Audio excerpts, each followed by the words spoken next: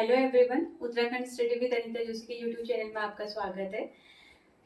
तो इसका जो लास्ट वीडियो हमने बनाया था आपका उत्तराखंड की जो है हमने उत्तराखंड में प्रागैतिहासिक काल हमने पढ़ा था, ठीक है। तो वो टॉपिक हमारा पूरा नहीं हुआ है। उसमें हमने रॉक सेल्टर्स आपके पढ़े थे, केव पढ़े थे, अल्मोड़ा वाले हमने डिटेल में किए थे। बाकी जो है मैंने लिखवाए तो नहीं थे आपको, बट बता दिया था कि क्या क्या आपको पढ़ना है, ठीक है। तो इसके आगे हम आज का टॉपिक कंटिन्यू करेंगे। तो आज का हमारा टॉपिक रहेगा उत्तराखंड की पुरा प्रजातियां, ठीक। तो उत्तराखंड की पुरा प्रजातियों से किस चीज से हमारा मतलब है, देखिए पुरा प्रजाति क्या, उत्तराखंड में रहने वाले सबसे पहले लोग कौन थे, यहाँ कौन यहाँ पर आए थे। जैसे हम बात करेंगे, अगर हम अभी रिसेंट के भी यहाँ पर भी आप पर अगर बात करते हैं, तो जैसे उत्तराखंड में रहने वाले जो निम्न समुदाय के जो लोग हैं, वही जो है हमारे उत्तराखंड, वो जो है हम कह सकते हैं कि इन पुरा प्रजातियों के वंशज थे, हम कह सकते हैं, ठीक। तो यहाँ पर जो है अब आपका क्वेश्चन क्या पूछा जाता है, इसमें से जो है 1 नंबर का क्वेश्चन आपका आता है। क्वेश्चन पूछा जाता है कि उत्तराखंड में आने वाली पुरा प्रजातियों का क्रम बताइए, ठीक। कभी जो है शिव प्रसाद डबराल के अकॉर्डिंग पूछ देता है, कभी नॉर्मली पूछ लेता है, और कभी ग्रेसन के अकॉर्डिंग पूछ लेता है आपसे। तो शिव प्रसाद डबराल के अकॉर्डिंग जो है उत्तराखंड में आने वाले पहले तो पुरा प्रजातियां कौन थी, आपने बहुत बार पढ़ा होगा, कोल की रात खस पढ़ा होगा, ठीक है, फैक्ट के वे में। तो आज थोड़ा थोड़ा इन जो पुरा प्रजातियां हैं इनके बारे में हम जानते हैं कि कोल कौन थे, कि रात कौन थे, खस कौन थे, और सोगा भी इसी के अंतर्गत हमारे आते हैं, ठीक। तो यहाँ पर जो है शिव प्रसाद डबराल कहते हैं, जैसे यहाँ पर उत्तराखंड में पहले जो सबसे पुरा प्रजाति यहाँ पर आई थी वो कोल थी। उत्तराखंड में तो ये है ही, साथ में यूपी बिहार इन एरिया में भी जो है इनका क्या है विस्तार है, ठीक। तो यहाँ पर जब उत्तराखंड में जो है कोल जाति यहाँ पर आई, तो शिव प्रसाद डबराल के अकॉर्डिंग वो कहते हैं कि हमें इनके बारे में जानकारी कैसे मिली, कैसे हमें पता चला कि उत्तराखंड में जो है ये प्रजातियां यहाँ पर आई थी। तो कहते हैं कि हमारा जो लिटरेचर है, पुराना साहित्य है, उनमें जो है इनके बारे में हमें पता चलता है।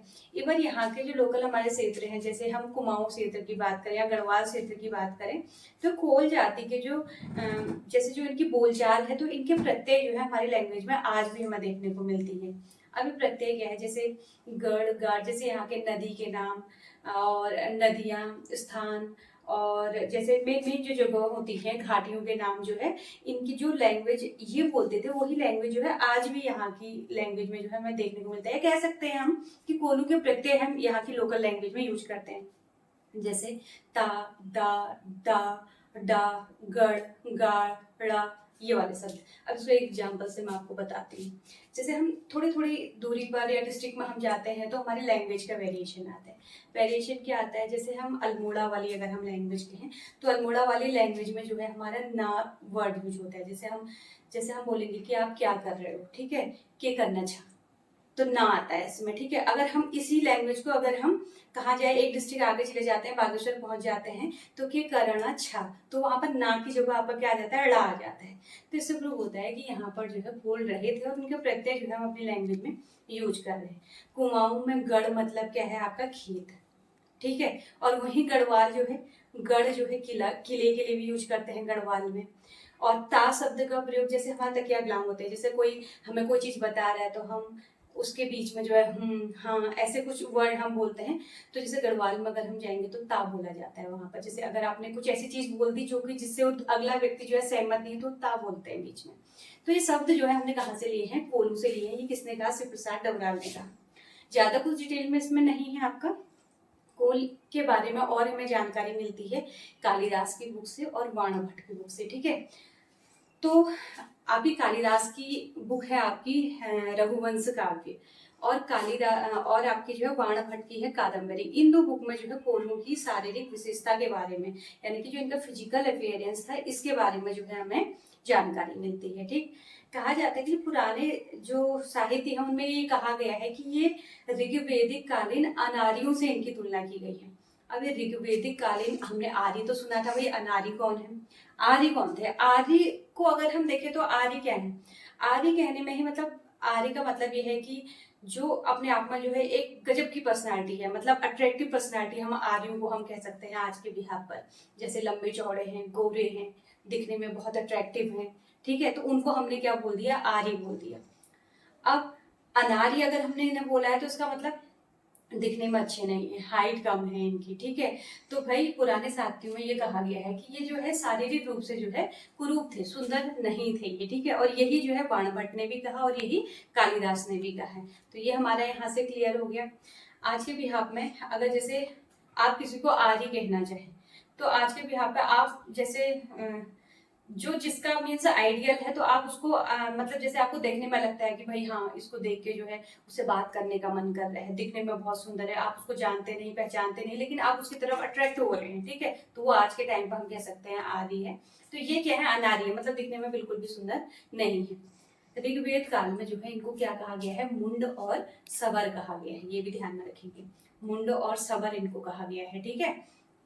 अब भाई इसके बाद अब इनकी जो है धार्मिक आस्था किसमें है, धार्मिक आस्था वैसे तो बहुत सारी चीजों में है, लेकिन अब एग्जाम में या तो फिर आपसे एलिमिनेट करने को कहेगा और या फिर आपसे क्या कहेगा, या आपसे कहेगा कि मुख्य जो आपकी जो मेन आस्था है वो किसमें, तो लिंग पूजा में जो इनकी आस्था है, वैसे झाड़ फूक, जादू टोना, जागर, पशु बलि, इनमें भी जो है इनकी आस्था है, लेकिन मेन रूप से जो है ये लिंग पूजा में जो है आस्था रखते हैं। इनका व्यवसाय क्या है, कृषि जो है इनका, एग्रीकल्चर जो है ये इनका प्रमुख व्यवसाय है, यहाँ से इनका व्यवसाय हो जाएगा। इसके अलावा जो है अब यहाँ पर दो चीजें और आपको सुनने को मिलेंगी। एक बार क्वेश्चन पूछा गया था कि कुमार कुमारी प्रथा और रणबड़, ये जो आपके कोल्हू में जो ये प्रथाएं हैं ये कहाँ से इन्होंने अडॉप्ट की है, तो ये जो प्रथाएं हैं इन्होंने भोटिया समुदाय यानी सोगांव से अडॉप्ट की है। एक्चुअल में ऐसा हुआ कि जब कोल्हू को यहाँ से किरात जब यहाँ पर आए तो कोल्हू को यहाँ से भगा देंगे, जब इनको भगाएंगे तो ये उत्तराखंड के जो बॉर्डर जो सीमांतिक क्षेत्र है वहां चले जाएंगे और वहां पर जो है सोगाव के हैं पहले से, तो जो सोगांव में जो प्रचलित जो कुछ प्रथाएं थी वो इन्होंने अडॉप्ट कर ली। तो ये जो कुमार कुमारी प्रथा है और जो आपके रणबड़ है ये कहाँ से ली है, इन्होंने भोटियाओं से ली। अब कुमार कुमारी प्रथा क्या है, रणबड़ क्या है, ये अभी जब लास्ट में सोगा पड़ेंगे वहां पर मैं आपको बताऊंगी कि क्या है, ठीक है। तो इनके मेन मेन पॉइंट हम यहाँ पर लिखेंगे। तो ये जो है उत्तराखंड की पुरा प्रजातियां, पहला क्वेश्चन जो हमारा एग्जाम पॉइंट ऑफ व्यू से जो है इंपॉर्टेंट है, सबसे पहले हम उसे लिखेंगे उत्तराखंड में पुरा प्रजातियों के आने का क्रम। उत्तराखंड में पुरा प्रजातियों के आने का क्रम, आने का क्रम, ठीक है। तो ये हमारा सबसे पहले कोल आई, फिर किरात, फिर उसके बाद खस और उसके बाद हमारे सूबा। ये सर्वमान्य मत भी है और शिव प्रसाद डबराल के अकॉर्डिंग भी आपका यही है, ठीक है। इसके बाद हम केवल मेन मेन पॉइंट यहाँ पर लिखेंगे। तो यहाँ पर जो है इनकी तुलना जो है किससे की गई है, ऋग्वेदिक कालीन, ऋग्वेदिक अनारियों से, अनारियों से इनकी तुलना की गई है। इनको पुरा साहित्यों में क्या कहा गया है, पुरा साहित्य में जो है इन्हें मुंड, ये आप याद रखिए, ये बहुत बार पूछा गया है, ठीक है, मुंड व सवरी ने कहा गया है, ठीक है, मुंड और सवरी ने कहा गया है।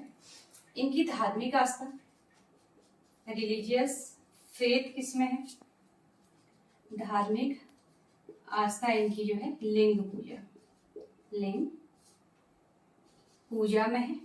और हम अन्य भी जो है यहाँ पर लिख लेते हैं, मे भी कभी जो है एलिमिनेट करने को आगे, जैसे इस बार के पेपर में आपका क्या आया हुआ था कि जो आपके थारू समुदाय या जौनसार में से आया था कि उनके सारे देवी देवता दिए थे, उसमें से पूछा गया था कि जौनसारियों में से कौन सा जो है आपका है, तो एलिमिनेट करने को ऐसा कुछ आया हुआ था।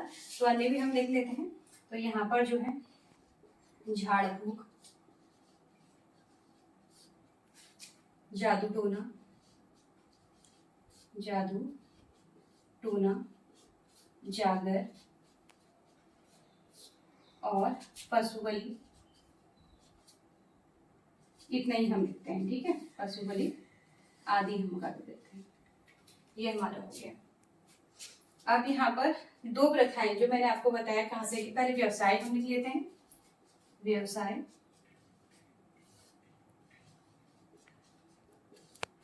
कृषि व पशुपालन।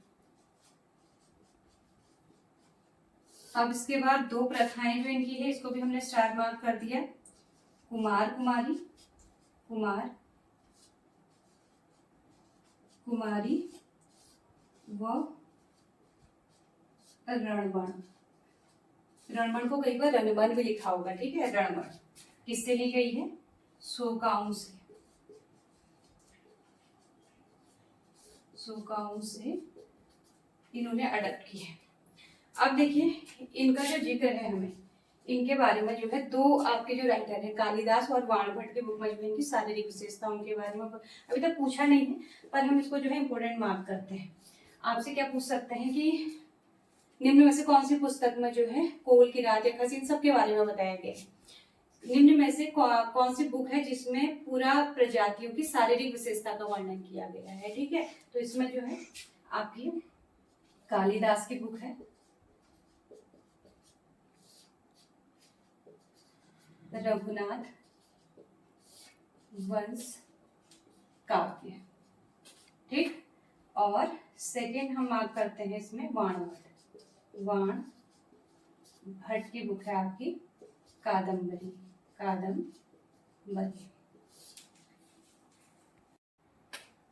वाणभट्ट की कादम्बरी में भी आपकी जो है शारीरिक विशेषता जो है आपकी बताई गई है। तो इन दोनों बुक्स में आपकी शारीरिक विशेषता का वर्णन किया गया है। ठीक है, ये आप ऐड कर लेंगे अपनी नोट में, मैं यहाँ पर नोट डाउन कर रही हूँ। अब इस टॉपिक में से एक क्वेश्चन है, आपको मैं क्वेश्चन लिख रही हूँ, आप कमेंट बॉक्स में इसका आंसर देंगे। देखिए जो आपकी कोल प्रजाति है, इसमें मृतकों को जो है, जो इनकी डेड बॉडी होती थी उनको खुले में फेंकने का जो है यहाँ पर रिवाज था। तो आपने मुझे बताना है कि ये खुले में जो ये जो है मृत जो डेड बॉडी है उसे फेंकते थे, तो इन्होंने ये प्रथा जो है कहाँ से ली थी, किसकी तरह ये करते थे ऐसा। ठीक है, तो जो है इसमें लिखेंगे मृतकों को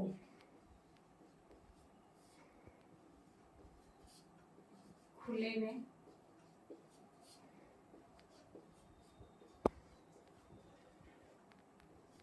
फेंकने की प्रथा किसके समान थी। ये आपने जो है कमेंट्स करना है, मुझे इसका आंसर देना है। ठीक, चलिए, तो आपका ये टॉपिक जो है आपकी कोल कंप्लीट हो गई। अब हमने जो है इसके आगे करना है किरात। अब देखिए भाई, तो अब हमने जो है नेक्स्ट जो हमारी पूरा प्रजाति है वो है किरात हमने पढ़ना है। तो किरात हमने यहाँ से स्टार्ट करना है। तो किरात जो है, जैसे अभी मैंने आपको बताया कि उत्तराखंड में पूरा प्रजातियों के आने का क्रम क्या था, हमारा कोल, किरात, खस और सोगा थे हमारे। अब यहाँ पर जो है, अब यहाँ पर जॉर्ज ग्रियर्सन के अकॉर्डिंग अगर आपसे पूछ लिया तो किरात आपका सबसे पहले नंबर पर आ जाएगा और बाकी सीक्वेंस भी सेम रहेगा। ठीक है, तो यहाँ पर जो है हम जॉर्ज ग्रियर्सन के अनुसार लेते हैं, जॉर्ज ग्रियर्सन के अनुसार, ग्रियर्सन के अनुसार हमारा हो जाएगा, अकॉर्डिंग टू जॉर्ज ग्रियर्सन हमारा हो जाएगा। तो यहाँ पर जो है जॉर्ज ग्रियर्सन के अकॉर्डिंग सबसे पहले जो है किरात आए, फिर उसके बाद जो है कोल आए यहाँ पर, और कोल के बाद फिर सेम सीक्वेंस रहेगा हमारे, कोल, किरात, खस और उसके बाद जो है हमारे सोग। ठीक है, बस ये याद रखना है आपने, इससे हम जो है इम्पोर्टेंट मार्क कर देते हैं। अब भाई जब कोल यहाँ पर किरात आएंगे तो कोलों को यहाँ से भगाएंगे, और जो कोल है वो सीमांतिक क्षेत्र में बॉर्डर में चले जाएंगे और ये यहाँ पर रूल करेंगे। ठीक है, अब जो किरात है इन्हें भी जो है केदार खंड में, ये आपका इम्पोर्टेंट हो जाएगा, आया हुआ क्वेश्चन है। इसे जो है केदार खंड में किरातों को जो है भिल्ल कहा गया है। ठीक है, इनके अन्य नाम भी हैं, अन्य नाम इन्हें जो है कीर, किन्नर व किर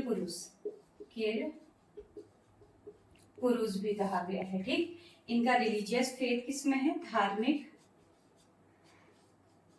आस्था इनकी भगवान शिव पर इनकी धार्मिक आस्था है। और वर्तमान की जो शिल्पकार जाति है वो इन्हीं की वंशज है। ठीक है, तो ये भी हम इसमें इम्पोर्टेंट मार्क करके लिख देते हैं, वर्तमान की शिल्पकार जाति इन्हीं की वंशज। अब देखिए, शिकार यानी कि आपका शिकार और पक्षी आखेट जो है इनका क्या है, व्यवसाय है। यहाँ पर कृषि भी ये थोड़ा बहुत करेंगे। अब इनके जो है रक्षात्मक उपकरण क्या क्या होंगे। रक्षात्मक उपकरण में जो है इनके लाठी होगा, धनुष तीर होगा यानी बो एंड एरो, और गोफन होगा। तो भाई अगर आपसे पूछ लिया है कि निम्न में से कौन सी पूरा प्रजाति जो है धनुष और तीर का प्रयोग करती थी, तो ये आपकी कौन सी हो जाएगी, किरात की। तो यहाँ पर यूज करने वाले जो ये उपकरण है तो वो हम लिख लेते हैं, मेन हम लिख लेते हैं, ठीक है। धनुष, तीर और आपका गोफन। अब ये गोफन क्या है, गोफन देखिए, जैसे हम पत्थर पकड़ के थ्रो करेंगे ना, तो पत्थर पकड़ के थ्रो करेंगे तो एक बार थ्रो किया, पत्थर चले गया हमारा।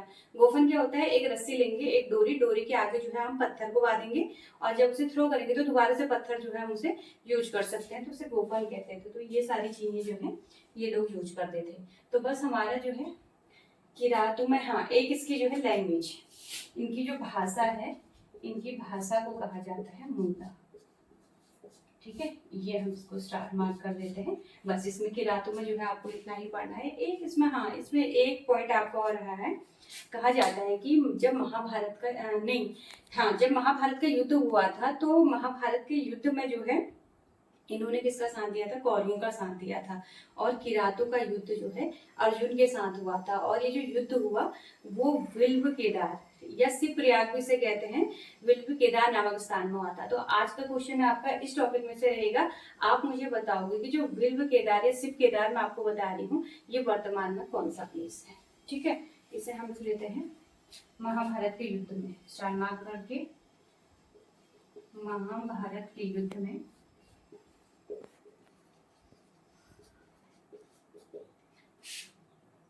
अर्जुन के साथ युद्ध हुआ। अर्जुन के साथ बुक में लिखा होगा कि सिर के झंडे के नीचे जो है विल्व केदार नामक स्थान पर अर्जुन से युद्ध हुआ, ठीक है। शॉर्ट में मैं लिख रही हूँ अर्जुन के साथ युद्ध कौन सी प्लेस में हुआ, विल्व केदार, विल्व केदार में हुआ।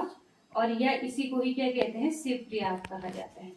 तो इसका जो है आपको क्वेश्चन जो है आपका, इसका वर्तमान नाम, वर्तमान नाम जो है आपने बताना है, ये आपको कमेंट बॉक्स में लिखना है, ठीक। तो ये टॉपिक भी हमारा पूरा हो गया।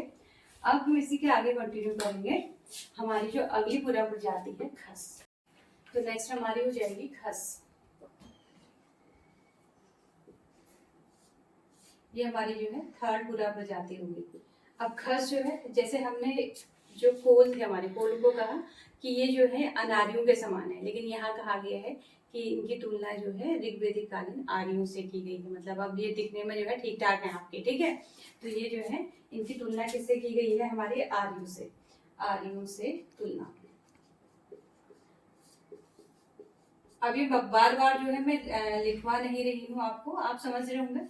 कोलों को जो है किरातों ने भगाया, किरात रूल करने लगे, किरातों को जो है आपके खसों ने भगाया, फिर ये रूल करने लग गए हैं। तो आर्यों से इनकी तुलना की गई है।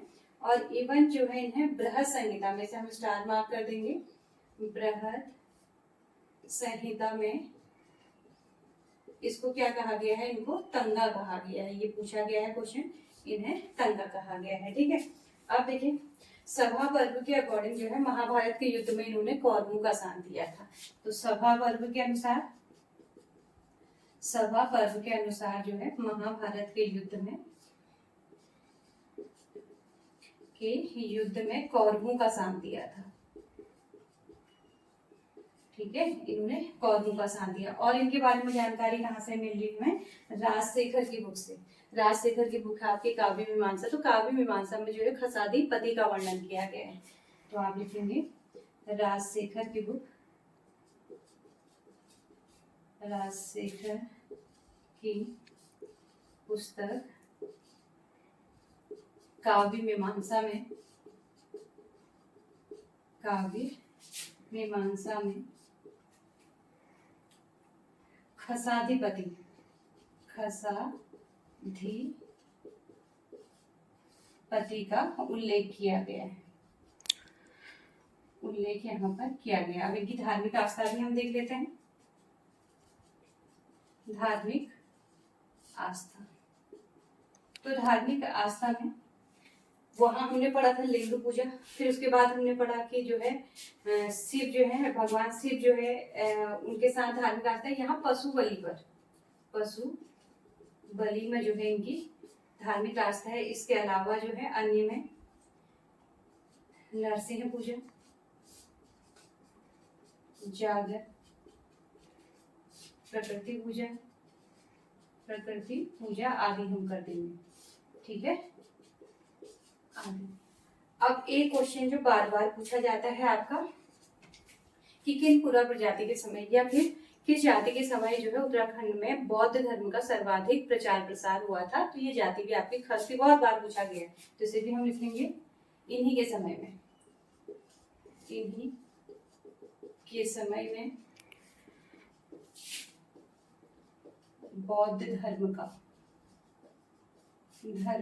गढ़वाल क्षेत्र में, गढ़वाल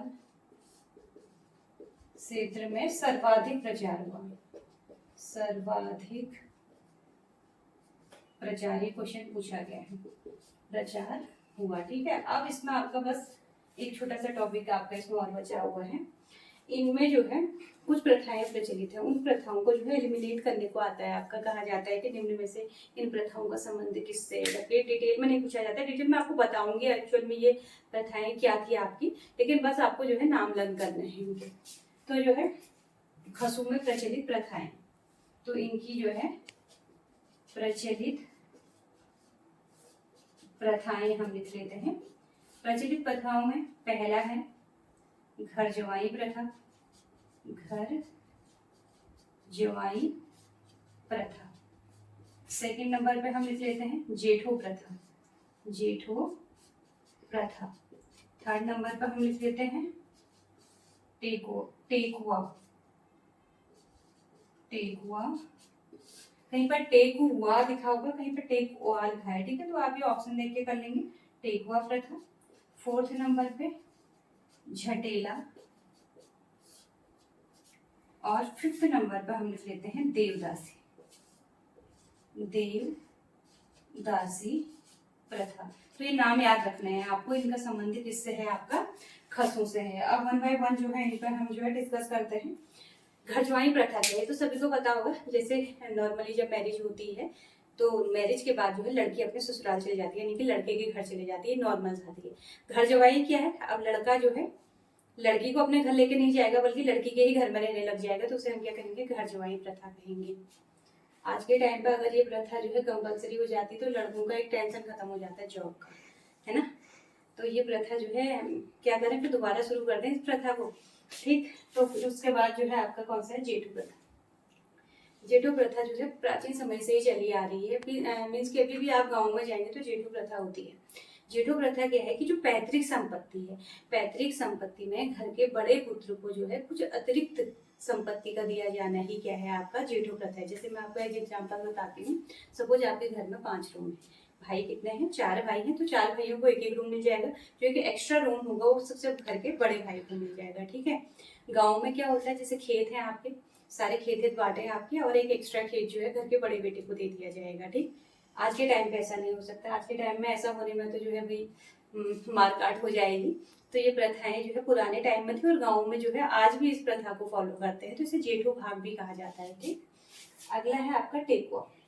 अब टेकुआ प्रथा क्या है, देखिए खसू में जो है जो विधवाएं हैं, अगर सपोज कोई लेडी है और उसके जो है हस्बैंड की डेथ हो गई, विधवा हो गई, और उसकी कोई जो है संतान नहीं है, तो अपने वंश को आगे बढ़ाने के लिए या तो अपने हस्बैंड के भाई से शादी कर लेगी। सपोज हस्बैंड का भाई नहीं है तो ऐसे में किसी अन्य पुरुष के साथ वो अगर शादी कर लेती है तो उस प्रथा को क्या कहा जाएगा, टेकुआ प्रथा कहा जाएगा, ठीक है। अब झटेला क्या है, झटेला में जो है सपोज किसी लड़की ने मैरिज की, मैरिज करने के बाद उसकी संतान हुई, एंड देन उसने अपने पति को छोड़ा है, उसके पति ने उसे छोड़ दिया, जो भी कंडीशन रही वो अलग हो गए हैं। उसके बाद उस लड़की ने दोबारा मैरिज, सेकंड मैरिज कर ली, तो पहले आदमी से जो उसका जो बेटा या जो उसकी संतान है उसे क्या कहा जाता था, झटेला कहा जाता था, ठीक है। नेक्स्ट है देवदासी प्रथा। देवदासी प्रथा क्या है, इसमें ये है कि जो आपकी घर की जो बड़ी बेटी होगी, बड़ी बेटी को जो है मंदिर में दान दे दिया जाता था। अब ये जो बेटी है ये पूरे लाइफ टाइम जो है मंदिर की सेवा इत्यादि करेगी, तो इसी को देवदासी कहा जाता था। और इस बेटी को जो है दान में दिया जाना जो प्रथा है, ये क्या है आपकी देवदासी प्रथा है। तो भाई आज की जो वीडियो है ये बहुत लंबी हो गई है, तो हम क्या करते हैं कि इस वीडियो को जो है हम यहीं पर इस लेक्चर को यहीं पे खत्म करते हैं। इसका जो नेक्स्ट जो है आपका सोगा वाला है वो इसके जो है पार्ट 2 में जो है मैं आपका कवर करूंगी। Thank you.